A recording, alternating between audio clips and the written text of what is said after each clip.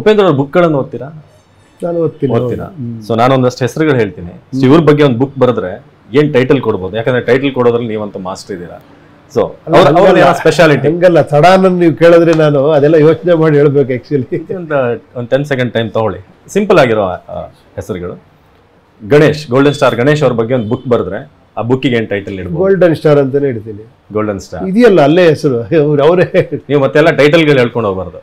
ನಾನು ಅದೇ ಹೇಳ್ತೀನಿ ಇಮಿಡಿಯೇಟ್ ನೀವು ಕೇಳಿದ್ರೆ.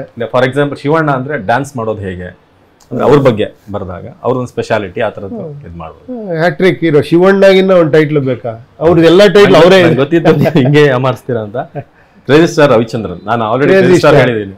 ಇಲ್ಲ, ಅವ್ರದ್ದು ಏನಾದ್ರು ಒಂದು ಸ್ಪೆಷಾಲಿಟಿ ಜೊತೆಗೆ ಒಂದು ಕ್ವಶನ್ ಇರೋದು. 48 ದಿನದಲ್ಲಿ ಅಡುಗೆ ಮಾಡೋದು ಹೇಗೆ ಅಂತೆಲ್ಲ ಬುಕ್ಸ್ ಇರುತ್ತೆ. ಕಲಿಯೋದು ಹೇಗೆ ಆ ಥರ ಏನಾದ್ರು ಕೊಡೋದಾದ್ರೆ ಅವ್ರ ಸ್ಪೆಷಾಲಿಟಿ ಆ ಥರ ಇದ್ರೆ ನೀವೇ ಬರ್ರಿ. ನಾನೇನಾರ ಬರೆದ್ರೆ ಕ್ರೇಜಿ ಸ್ಟಾರ್ ಅಂತಾನೆ ಇಡ್ತೀನಿ. Shivanna hat trick hero. ಓಕೆ, ಇನ್ನು ಹೇಳಿದ್ರೆ ನೀವು ಟೈಟಲ್ಗಳು ಹೇಳ್ತೀರಿ. ಎಲ್ಲ ಇದೇ ಟೈಟ್ಲ್, ನಾನು ಹೇಳುವಂಥದ್ದು ಏನಿಲ್ಲ. ಅದ್ ಬಿಟ್ಟು ಏನಾದ್ರು ನಿಮ್ ಸ್ಟೈಲ್ ಅದನ್ನ ಬಿಟ್ಟು ಅಂದ್ರೆ ನೆಕ್ಸ್ಟ್ ಇಂಟರ್ವ್ಯೂ ಸಿಗ್ತಿರಲ್ಲ ಅವಾಗ ಹೇಳ್ತೀನಿ, ಕೊಟ್ಟು ಕಳಿಸಿ. ಓಕೆ, ಇವರಲ್ಲಿ ಯಾವ್ದು ಗುಣ ಇಷ್ಟ ಆಗುತ್ತೆ ಅಂತ? ಯಶ್ ಅವ್ರಲ್ಲಿ ನೀವು ತುಂಬಾ ಇಷ್ಟ?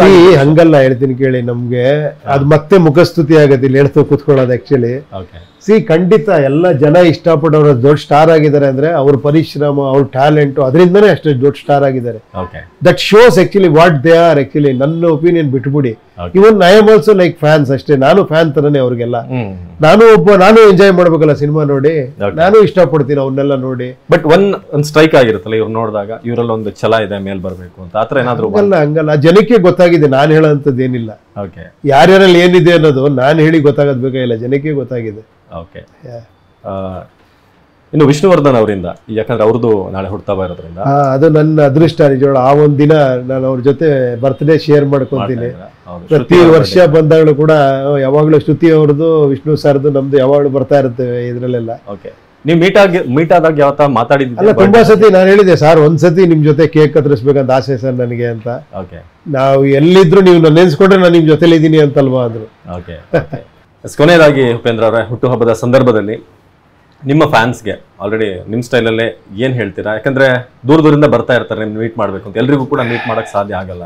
ಕೆಲವರು ನಿರಾಸೆಯಿಂದ ವಾಪಸ್ ಹೋಗೋದಂಥದ್ದಾಗುತ್ತೆ. ನೀವೇನು ಹೇಳ್ತೀರಾ? ನೀವು ಕೂಡ ಈಗ ಬೇರೆ ಬೇರೆ ಕಡೆ ಬ್ಯುಸಿ ಇದ್ದೀರಾ. ಕೊನೆಯದಾಗಿ ಫ್ಯಾನ್ಸ್ಗೆ ಒಂದು ಮೆಸೇಜ್ ನಿಮ್ಮ ಕಡೆಯಿಂದ. ಇಲ್ಲ, ನಾನು ಪ್ರತಿ ಸತಿ ಹೇಳ್ತೀನಿ, ಅದನ್ನೇ ಹೇಳ್ಬೇಕು ಆಕ್ಚುಲಿ. ಬಿಕಾಸ್ ಅವರಿಂದನೇ ಅವ್ರದ್ದೇ ಈ ದಿನ, ಪ್ರತಿ ಸತಿನೂ ಅದನ್ನೇ ಹೇಳ್ತೀನಿ. ಬಟ್ ಒಂದೇ ಒಂದು ಈ ಇದರಲ್ಲಿ ಈ ಸಂದರ್ಭ ಹೇಳ್ಬೇಕಂತ ಆಸೆ ಆಗ್ತಿರೋದು, ವ್ಯಕ್ತಿ ಪೂಜೆ ಮಾಡಬೇಡಿ, ಆಕ್ಚುಲಿ ವಿಚಾರಗಳ ಪೂಜೆ ಮಾಡಿ ಅಂತ. ಯಾವುದೇ ವ್ಯಕ್ತಿನೂ ಪೂಜೆ ಮಾಡಿ, ವ್ಯಕ್ತಿ ಬದಲಾಗ್ಬೋದು, ಅವು ವಿಚಾರಗಳು ಬದಲಾಗಲ್ಲ. ಆ ವಿಚಾರಗಳು ಯಾವತ್ತೂ ಬಹಳ ಮುಖ್ಯ ನಿಮಗೆ. ಸೊ ಆದಷ್ಟು ನಾನು ಅದೇ ಹೇಳಿದ್ನಲ್ಲ, ಭಗವದ್ಗೀತೆಯಲ್ಲಿ ಕೃಷ್ಣನ್ನ ನೀವು ಪೂಜಿಸ್ತೀರಾ, ಖಂಡಿತ ದೇವ್ರ ತರ. ಯಾಕಂದ್ರೆ ಅಂತ ಒಳ್ಳೆ ವಿಷಯ ಹೇಳಿದ್ರು ದೇವ್ರೆ. ಬಟ್ ಆ ವಿಷಯಗಳು ನಮ್ಗೆ ಬಹಳ ಮುಖ್ಯ ಅಲ್ವಾ? ಆ ವಿಷಯಗಳು ನಾವು ಆದಷ್ಟು ಇದು ಮಾಡೋ, ವಿಷಯನ್ ಮರೆತು ಬರೀ ವ್ಯಕ್ತಿನ ಇದು ಮಾಡಬಾರ್ದು. ಸೊ ಅದನ್ನ ನಾನು ಯಾವಾಗಲೂ ಹೇಳಕ್ ಇಷ್ಟಪಡ್ತೀನಿ ಅವ್ರಿಗೆ, ಖಂಡಿತ. ಯಾಕಂದ್ರೆ ನನ್ನ ಫ್ಯಾನ್ಸ್ ಬಗ್ಗೆ ಅದೊಂದೇ ನನಗೂ ಗೌರವ. ಏನಂದ್ರೆ ನನ್ನ ವಿಚಾರಗಳಿಂದನೇ ಅವರೆಲ್ಲ ನನ್ನ ಫ್ಯಾನ್ಸ್ ಆಗಿರೋದು, not just as A star artist ಅಂತಲ್ಲ.